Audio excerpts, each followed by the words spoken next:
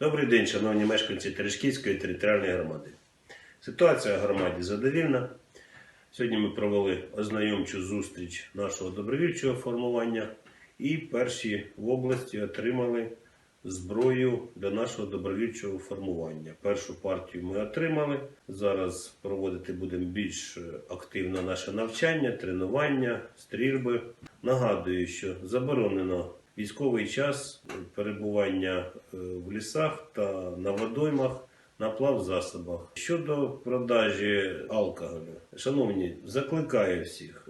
Те, що Полтавська обласна рада оборони дозволила продажу алкоголю, це не значить, що треба встраювати п'янки, дебоширити і порушити комендантську годину. Закликаю всіх з розумінням до цього віднестися.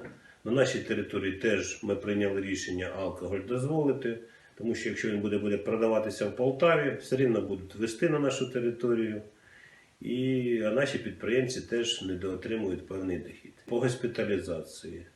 З попереднього тижня розпочалася госпіталізація планова в міській лікарні міста Полтави.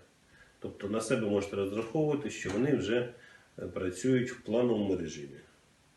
Дякую за увагу. Єднаємося. Разом ми Україна.